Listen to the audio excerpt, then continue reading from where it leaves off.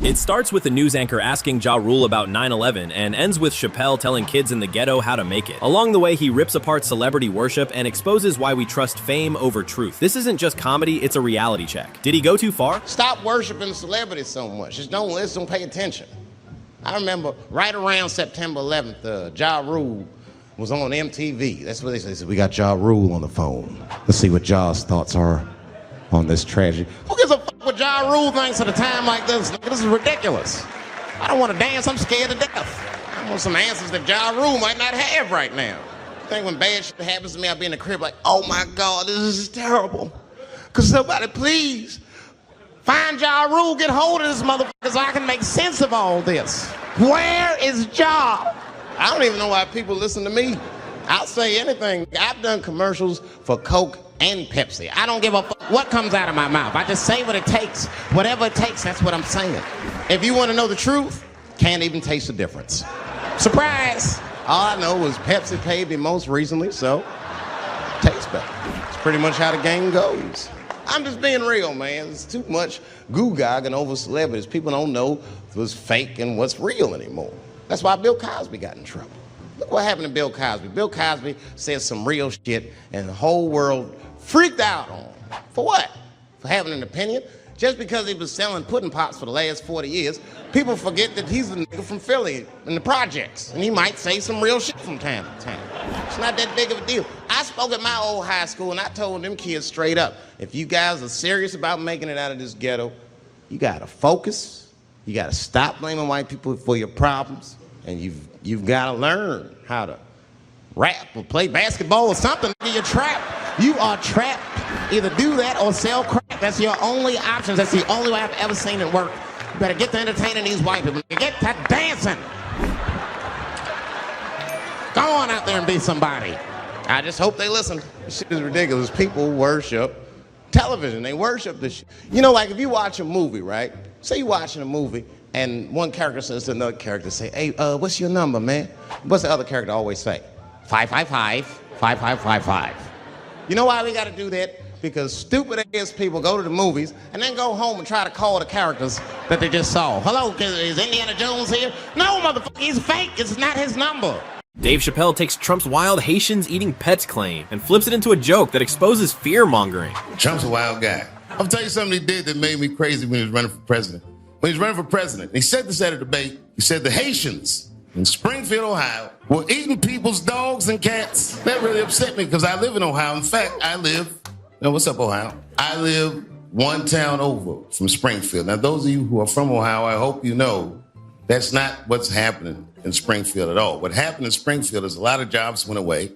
20,000 Haitian immigrants were moved there by our government legally, and they pay market value for their rents, and they saved a lot of companies because they did jobs that the whites weren't doing. It's not that the whites couldn't do these jobs, but they were busy, doing other things. Heroin, sleeping on the streets, you know what it is. And those communities are immigrant communities who tend to be very successful. They don't come to America to not be rich. And when he said that community caught hell. There was like a jealousy that ran through the community, and there was nothing I could do about it. But because I was famous, I said, well, let me just be supportive. So every day, for like 10 days, I would drive a few miles over to Springfield and eat lunch at the Haitian restaurant. And let them know, if I'm safe here, you guys are definitely safe here. And to be honest with you, I don't know what that was. But whatever it was, it fell right off the bone, I'll tell you that. Now I'm even getting nervous in Ohio. Like, I might leave with the Haitians. Now, I'm serious, man. You know what it is, man? It's just no fun being famous anymore. It's like y'all made it scary. You know what it feels like being famous? And scary is the right word. It feels like, and I'm not being dramatic, it feels like I'm storming the beach of Normandy, World War II. But I got to keep a happy expression on my face all the time. So imagine all the danger storming the beach, but I still look like this. The bullets are whizzing by and stuff is exploding. I'm just like, and then every once in a while something terrible happens. Pow! And I'm like, oh no! Puffy got hit.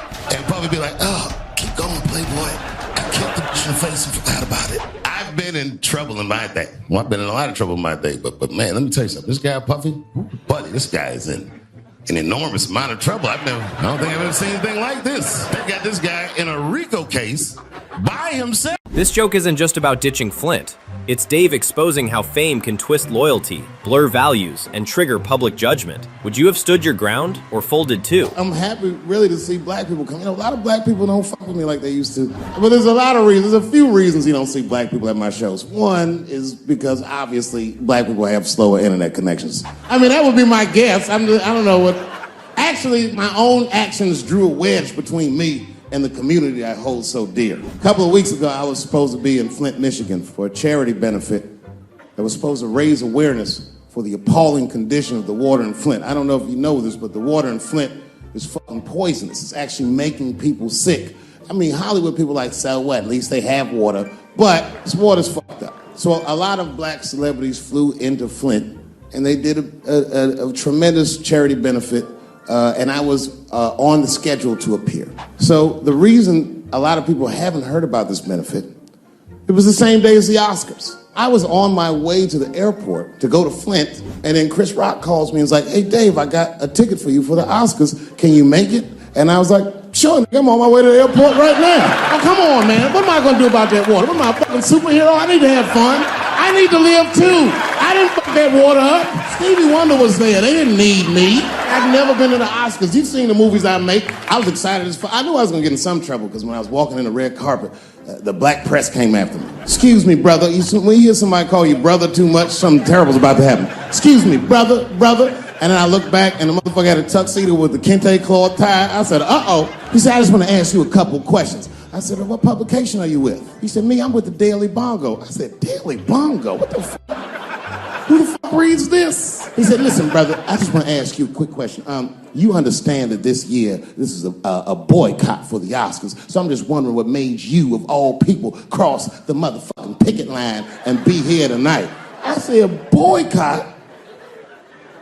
I haven't been working in 10 years. What do you mean boycott? I've been on strike. Y'all niggas didn't stop working. I had to watch fucking Key and Peele do my show every night. This isn't just a joke about food. It's Chappelle dissecting how race, identity, and even groceries get politicized. He flips a stereotype into a question. Why is some culture mocked and some invisible? Everybody's rude. Indians, they eat nasty food. All they ate was corn and shit.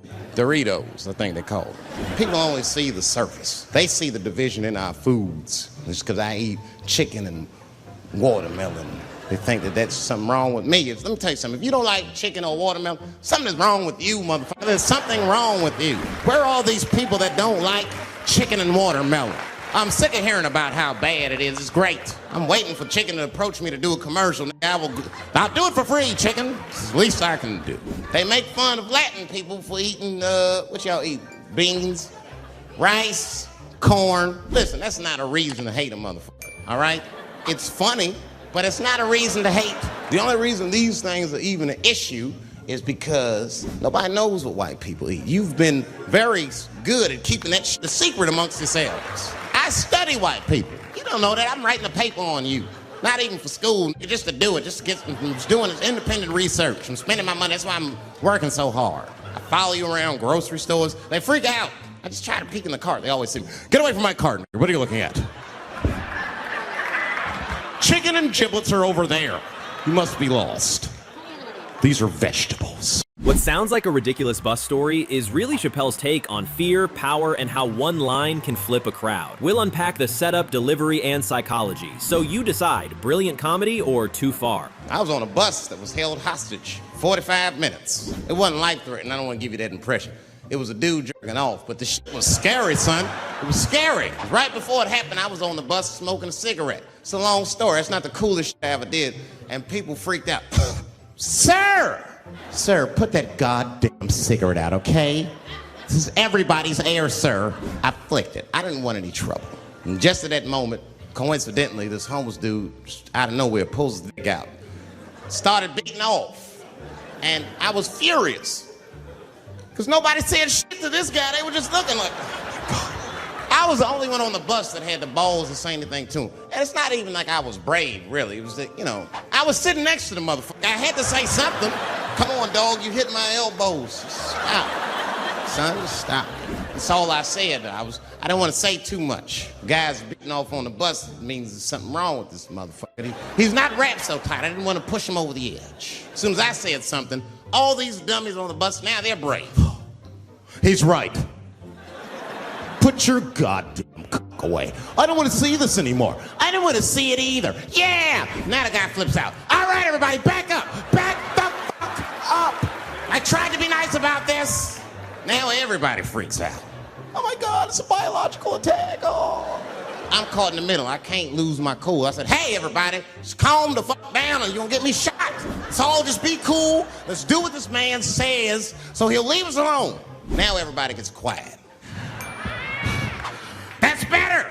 And then he started walking up and down the aisles, just terrorizing us. And then he starts making demands. You in the pink shirt, squeeze your tits together. Oh God, no. No. You, stick your finger in your butt. Why? Oh God, why is this happening? Oh God, oh God. He was working my way. It was tight. Just that minute. I got saved, dudes. I was so lucky. This guy at the other end of the bus, he snapped. He lost his mind. I seen it happen. Ah! He screamed out, rush him! He can't come on all of us. And charged him out. Ah! And it was like a movie. This homeless dude seen him coming and shot one off. Ah! This is Dave turning a bad dad moment into the coldest joke about parenting you'll ever hear. He's a cold motherfucker. Let me tell you, this kid is only 16 years old. Listen to what he did to me. This motherfucker calls me up in the middle of the night. It was 1 o'clock in the morning. He goes, Dad, don't be mad. I knew something was terribly wrong. I said, what's going on? He said, listen, I'm fine. And don't forget, you told me to do this. I'm at a party, and my designated driver had too much to drink. And me and my friends need you to come pick us up. I said, Jesus Christ, it's 1 o'clock in the morning. I am faced. But I figured it's better me than some kid. I might as well roll the dice and go pick my up. I said, all right, I'm coming to get you. Just give me the address and I'll be right there. And then he gave me the address and I was shocked. I said, son, you are not going to believe this, but I'm at the same party. This isn't just a history joke, it's Dave's wild take on how war, gender roles, and economic power reshaped women forever. It's hilarious but also uncomfortably real, so what do you think? Is he exposing truth or just poking the bear? Back when we were growing up, only black people were mad. Now, everybody's just trying to get in on the act. I try to think to myself, well, when did everyone get mad? And then I realized this happened before we were born. This is a long way to go, but probably started in the Second World War. Think about it. All these black men, millions of black men, leave the United States for the first time, go over to Europe with America's armed forces and fight the Nazis and make more money fighting Nazis than they ever dreamed they would make in the United States. And a lot of those men, while they were in Europe, just to be real, not to be crass, a lot of them probably got their dick sucked by white women. I'm sorry, ladies and gentlemen, this was World War II Europe, and these were desperate times, and penises were being sucked for shoelaces and chocolate and very frivolous things. And it's very hard to come back to America and sit on the back of the bus after you've been in the south of France getting your dick sucked for a Crunch Bar or some crazy shit like that. That's a life-changing experience. And while that was happening in Europe, here in America, for the first time, women entered the workforce en masse by the millions. All the men were gone. Someone had to run the factory. The ladies did it. This was the first generation of American women to have independent income in mass. And when the men came back, the women weren't the same. American women had grown. They were uttering phrases that no woman on earth had ever spoken before. Things like no and shut the fuck up and I don't feel like it. This isn't just a wild weed story. It's Dave Chappelle using humor to flip racial stereotypes, poke at cultural differences, and show how far people will go for a laugh. I'll break down why it hits harder than you think. But tell me, is this pure comedy genius or just too far? I got a lot of things to talk about tonight. First of all, I've stopped smoking weed. With black people, you didn't let me finish, motherfuckers. God damn. I'm sorry, black people, to break the news so publicly, but I can't smoke with you anymore. Every time I smoke weed with my black friends, all you talk about is your trials and tribulations. I'm sick of that shit. I got my own problems. That's a waste of weed. I'm smoking weed to run away from my problems, not take on yours. From now on, I smoke weed exclusively with white people. Calm down, motherfuckers. You win by default. You got good weed conversation. All white people talk about when they get high is other times that they got high. I can listen to that shit all night. Dude, remember at Frank's last week? It's fucking smashed, man. And catalogs everything they drink. 2 shots of Jaeger, tequila, 4 bong hits, man. That shit is great. Only bad part is you cannot pass out around white people. Every time white dudes pass out around each other, they always do some borderline gay shit when the guys are asleep. Frank fell asleep, so he like stuck a carrot in his ass and put shaving cream on his balls. Like, why, motherfucker? Why would you do that to a friend of yours? He trusted you enough to sleep around you. You gonna put a carrot in his ass? Is that nice?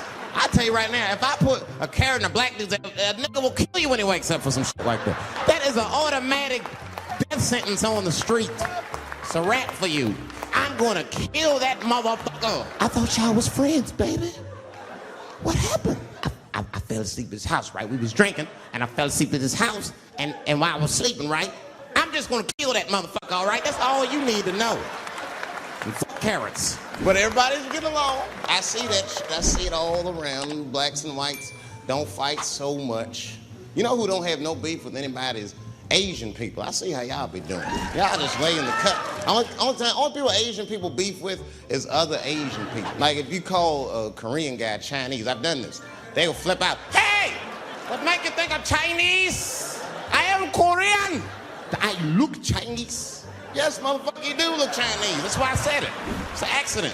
To the untrained eye, you all look Chinese to me. It's a mistake. I'm not trying to offend you. Some people say all black people look alike. We don't get bent out of shape. We normally just call those people police, okay?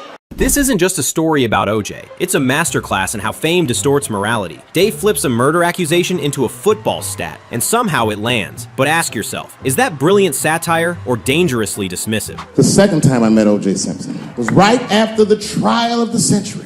There I was, now a young man of probably 23. O.J. Simpson was the most famous or infamous face on planet Earth. I was in a restaurant in Beverly Hills with my agents. I wasn't alone in the restaurant, but I was alone.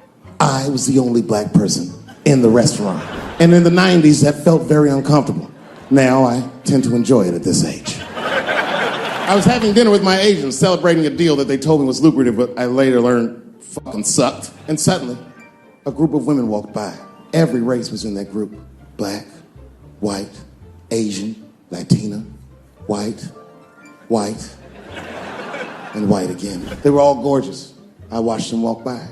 Then, I saw a familiar face. Al Collins, the man from the infamous Bronco chase, walked by and embraced one of the women, and they walked towards the door. Couldn't believe what I saw. And then, close behind him, was O.J. Simpson, newly released from jail. The restaurant fell still. I was shocked. I didn't mean to say it out loud, but it just came out. O.J. He stopped, turned around to see who said it, saw my black face and correctly assumed it was me. I was sitting in the corner of the booth. He leaned over all the white people I was having dinner with and shook my hand. How are you, young man? He looked in my eyes, and I could see in his eyes that he didn't remember meeting me the first time. And then he walked away, and I looked back at my agents, and all of them had nothing short of disgust on their faces. And the only one with the courage to voice their disgust was a woman named Sharon, who used to represent me. How could you, she said. How could you shake hands with that murderer? I said, Sharon, with all due respect, that murderer ran for over 11,000 yards. This isn't just about wild movie ideas. It's Dave pushing the boundaries of culture and comedy, flipping stereotypes on their head. I'll break down why these pitches matter, but what do you think? Clever satire or crossing the line? I was sitting back there, I'm smoking, drinking with the stars, and then 2 Hollywood movie producers came over right to me. Oh my God, Dave Chappelle, said the leader one. He was obviously gay. Some guys you can just tell. The other one seemed like a money guy, like maybe he was from Texas or some shit. But the gay one was definitely the leader, because he did all the talking. And then he hit me with, so David, do you have any movie ideas that you would like to pursue? The truth is, I don't. You're not supposed to tell motherfuckers you don't have ideas. I was like, yeah, man, I got plenty of ideas. And he called my bluff. Really? Like what? Huh? And then I just started making up shit that I thought maybe he'd like to see. I said, I have a superhero idea. He goes, really? I go, yeah, he's a gay superhero. He was like, really? What's it called? Huh? It's called Same Hero, New Boots. It's about a gay sous chef in San Francisco. He gets bit by a radioactive rat on his shift when he's taking out the trash and is blessed with powers beyond his wildest dreams. Supersonic, gay kind of powers. And He starts saving everybody in San Francisco. But at first, he only saves gay people. Later, he saves everybody, and the whole city just falls in love with him. The only problem is, no one remembers him when he saves them. Well, I don't understand. Why wouldn't they remember him? I said, because, dummy, he's gay. He keeps changing his outfit. People come up, thanks for saving, mister. What's your name anyway? And he's like, same hero, new boots, and that motherfucker flies away. He's like, I like it a lot. The Texan didn't like that shit at all. He was upset.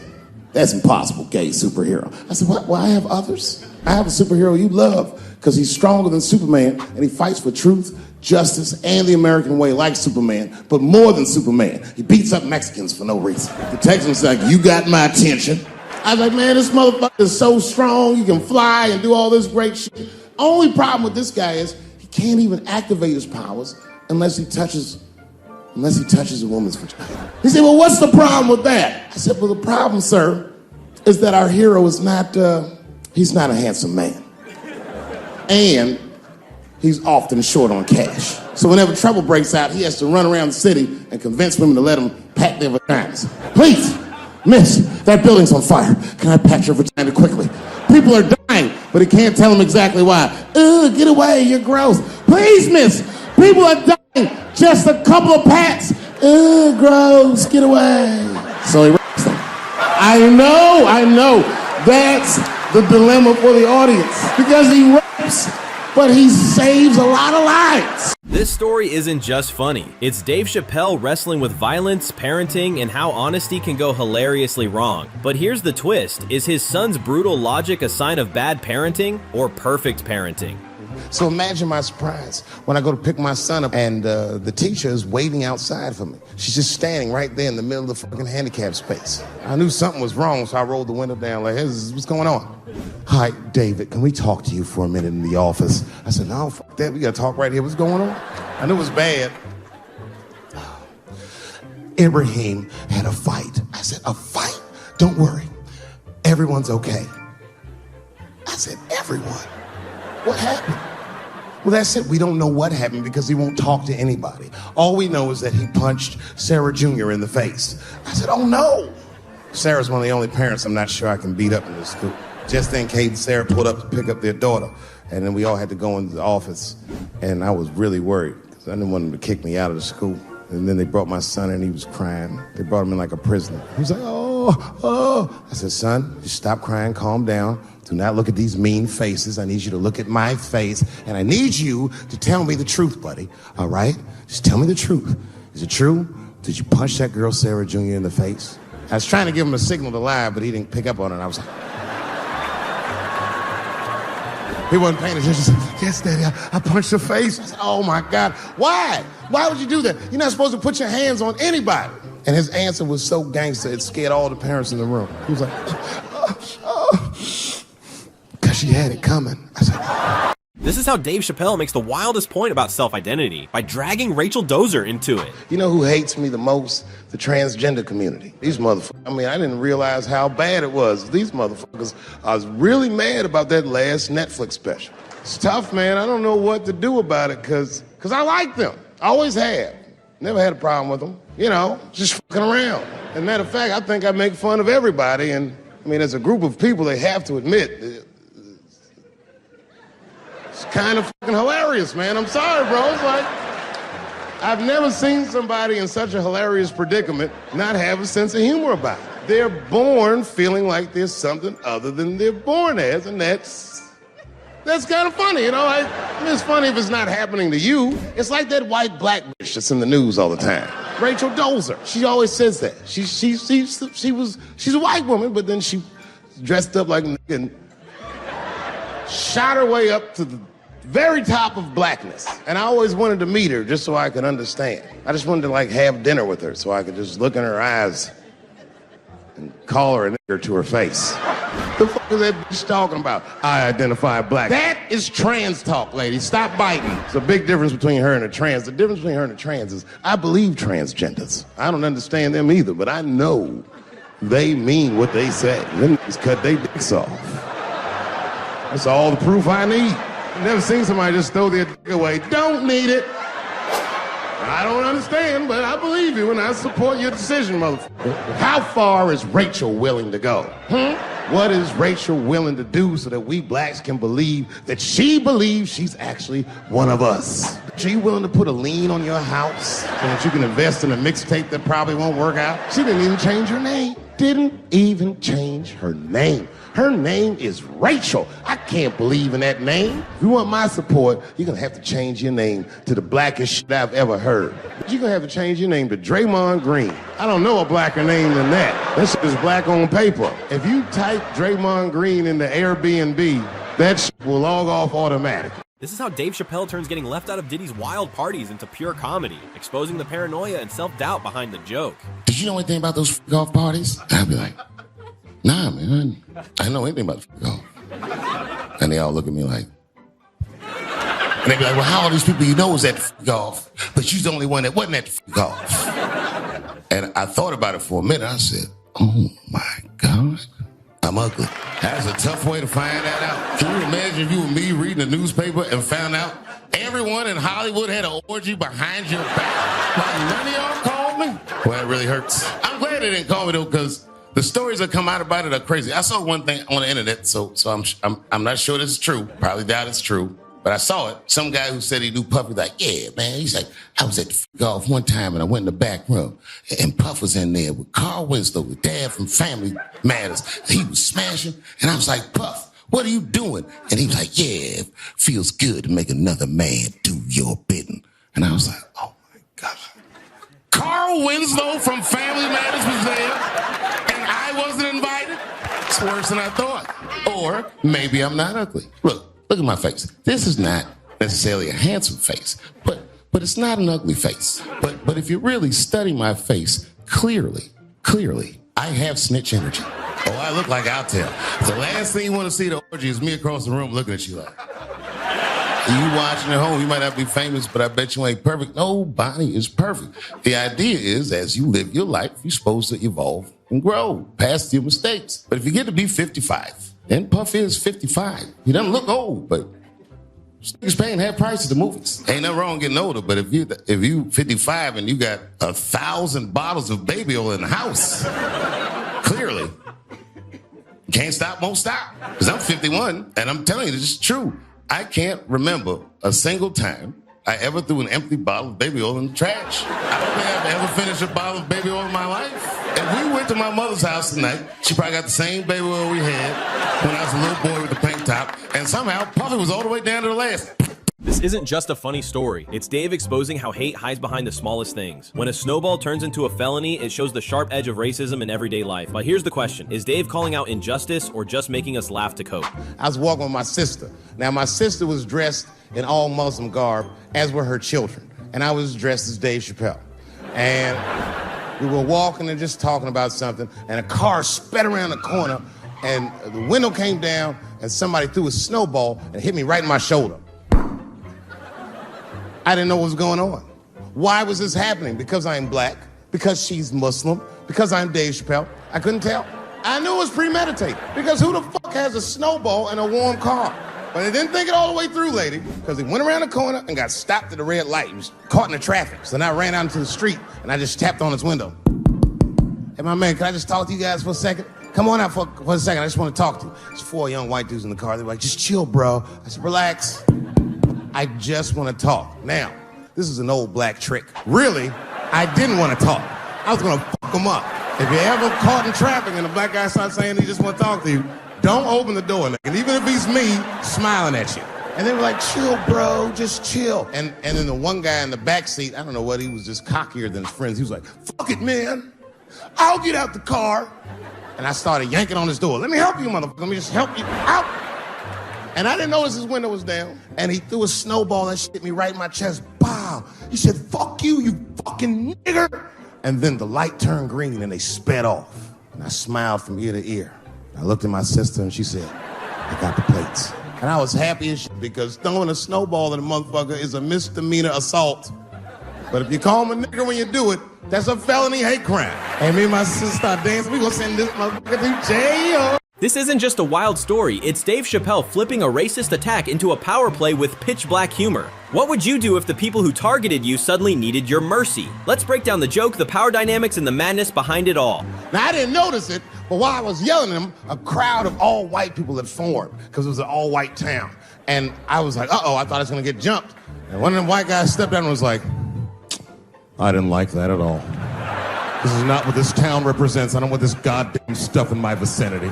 and another white guy was like, yeah, I didn't like it either. And then an old white guy stepped out of the crowd and said, young man, if you're going to fill out a police report, I would like to come with you and do the same. I said, you guys would do that for me? And the whole crowd said, hooray! I said, come on, y'all. I look like Malcolm X going to see Brother Johnson with a trail of white people. Unreal. Hour later, we was all just sitting in the police station, and the police came in, they're like, well, Mr. Chappelle, 16 identical police reports. We ran the tags, 2 young men that had their mother's car. We have all 4 suspects in holding. Their mother is here. It's up to you. Whatever you want to do. If you want to press charges, we'll move forward. Mr. Chappelle, are you okay? Huh? Sorry about that, officer. I'm a little flustered. I've never been in a position where I could decide the fate of white children before, but it's weighing heavy on me, sir. And I really can't decide. And I saw a lady pacing back and forth in the hallway, and I said, is that... He goes, yes, that's their mother. Well, can I speak to her before I make a decision? When the mom came in, she saw it was me. She busted out crying. Oh, God, oh, no, I don't want him to go to jail. I am so sorry. I didn't raise him to do this. We love your comedy. We love you at the house. I said, miss, please, just... All right, look, I don't necessarily want your son to go to jail either, but what he did was pretty fucked up. Is there something we can do short of jail just to let him know that he's wrong? I don't know. What did you have in mind? Miss, I've never been in this position before. Oh, you know what we could do? I don't know if I'm asking too much, but maybe if you could just suck my dick a little bit. Just a little bit. I'm not gonna finish. I just want you to do it enough so that I can tell him you did it. Dave Chappelle tears into Trump's plan to bring Chinese jobs and coal to America, and you won't believe how he breaks it down. All this motherfucker's ideas sound like high people ideas. Like he doesn't think these things through before he tells us. He just tells us what he's thinking as soon as it occurs to him. This shit was nuts. I'm gonna go to China, and I'm gonna get those jobs from China and bring them back here to America. For what? So iPhones can be $9,000? Leave that job in China where it belongs. None of us want to work that hard. What is he thinking? I want to wear Nikes. I don't want to make them. What are you doing? Stop trying to give us Chinese jobs. I am going to bring back coal. Coal? I'm not even exaggerating.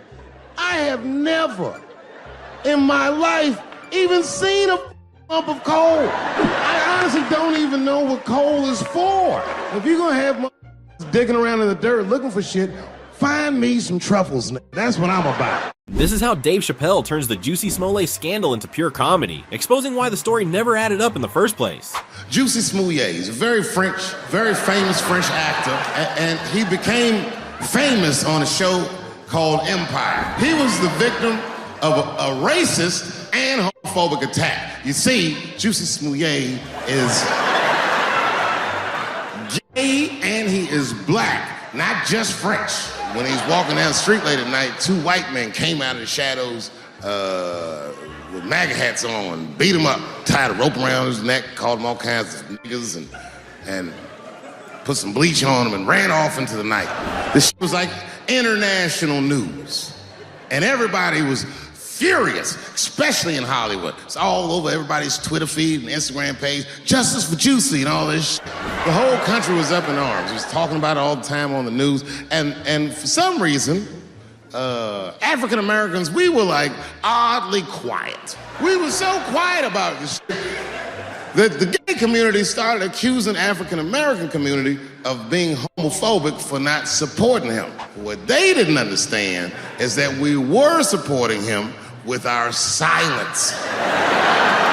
Because we understood that this nigga was clearly lying. He said he's walking down the street in Chicago and white dudes come up to him and say, hey man, aren't you that faggot nigger from Empire? Does that sound like how white people talk? No white people. They don't talk like that. Are you that faggot nigga from Empire? They would never say that. It sounds like something that I would say. If you're racist and homophobic, you're not even gonna know who this nigga is. You can't watch Empire. Black people never feel sorry for the police, but this time we even felt sorry for the police. Can you imagine if you was a police veteran taking this kid's police report? Okay, Mr. Smoulier, please tell me what happened. All right, 2 a.m. You left the house at 2 a.m. It's minus 16 degrees. All right. You were walking. All right. And where were you going? Subway. Sandwiches? That's when the men approached you? Did you see them? Do you have any? Okay, what do they have on? MAGA hats. MAGA hats on in Chicago. Excuse me 1 second, Mr. Smoulier. Frank, come here for a second. Find out where Kanye West was last night. Dave Chappelle explains why a horse and buggy blocking the highway proves the Amish God is ridiculous, and you won't believe where he takes it next. I respect everybody's beliefs except Amish people, because they are the only ones that I can say clearly their God is wrong. Speed limit is 75 miles an hour in Ohio, and one lane of traffic is blocked by a goddamn horse and buggy. Your God is ridiculous. All the Amish people around my way know me too. Not from television, obviously.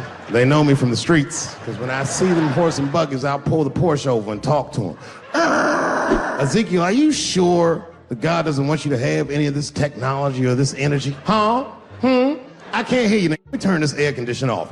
What did you say? And I'm like, get away from me, ye. Ye try to tempt me like the devil.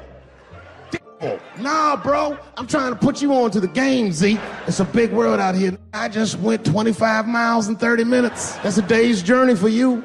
You don't even know what the weather's gonna be tomorrow, do you? I do.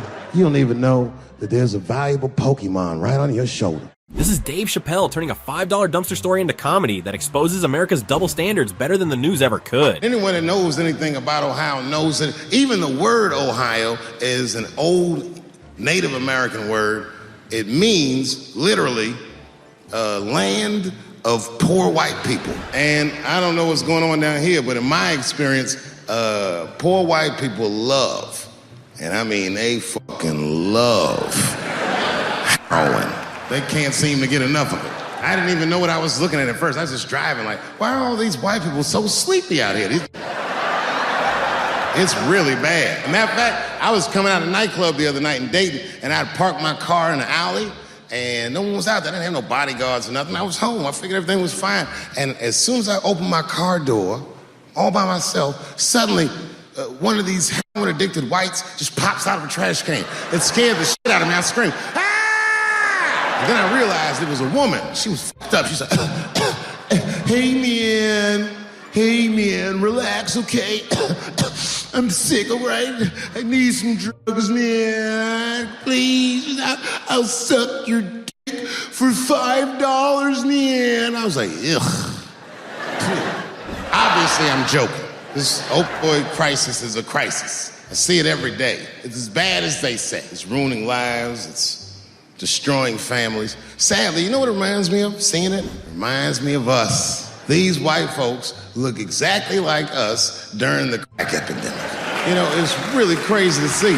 And all this shit they talk about on the news about how divided the nation is, I don't believe it. I feel like nowadays we're getting a real good look at each other. It's wild because I even have insight into how the white community must have felt watching the black community go through the scourge of crack, because I don't care either. I was out here a few weeks ago. I almost got arrested. I was coming out of one of those nightclubs in Hollywood, and my friend saw me. I guess I was wobbling or something. So he just rolled up. It was a good friend of mine. He was like, hey, Dave, give me the keys. And I was like, all right, just take the keys. And I got in the passenger side of my car, and he drove it. And it was fine. Just talking, chopping it up. And then on the 10, the blue and whites hit us. Now, I should tell you, the friend that was driving me was black, which really doesn't have anything to do with the story, other than to let you know there was fear in the car. Traffic stop started off on the right foot. Cops came up to the driver's side. Hi, how you guys doing? And he recognized me immediately. Oh, Dave Chappelle. And I looked at my friend like, we getting out of this shit. He says, you know, you guys were swerving in the lane. Do you mind just stepping out the car for a second? Still no cause for alarm. I looked through the rearview mirror. The body language of the arrest looked good. He was talking. So then I started with the radio. You know, traffic stops going good if you listen to the radio when someone else is outside of the car. But then when I looked back in the rearview mirror, something had gone horribly wrong. The motherfuckers back there like. And the next thing I knew, they were stuffing them in the back of the car. And I thought, you know, when anybody would think of a situation like that, oh my God, what is gonna happen to me? And the police walked up to the window. Mr. Chappelle, we had to arrest your friend. He refused to take our breathalyzer test. I said, that motherfucker not complying, that's odd. So officer, what's gonna happen to me? Well, you're fine. We're just gonna have to ask you to step out of the car so we can impound the vehicle and we'll arrange for you to have a ride home. I said, oh, well, nah, I would rather you just give me the keys. I said, Mr. Chappelle, your friend already told us he's your designated driver. We can't let you drive in this condition. I was like, no, I'm good. And then suddenly the shit turned into Vegas. He was like, I'll let you blow for it. I said, excuse me? He said, if you blow in my breathalyzer. I said, oh, I thought you was trying to get your dick sucked. If you blow in my breathalyzer and pass, I'll give you the keys to the car. I said, set him up, let's play. And I blew in that thing, and it made a noise. I said, uh-oh. And he looked at it and he said, oh, well, Mr. Chappelle, I guess you're free to go. I said, I am. I didn't know that thing didn't pick up. I drove home on the 30 miles an hour. Watch how Dave Chappelle turns juicy smooth-yays hate crime hoax into one of the funniest breakdowns of police work you've ever heard. He said he's walking down the street in Chicago and white dudes come up to him and say, hey man, aren't you that faggot nigger from Empire? Does that sound like how white people talk? I know white people. They don't talk like that. Are you that faggot nigger from Empire? They would never say that. It sounds like something that I would say.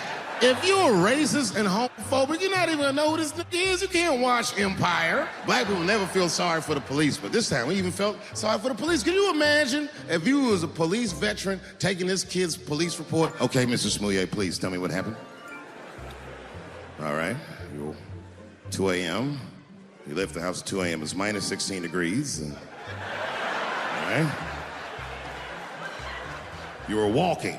All right. And where were you going? Subway. Sandwiches?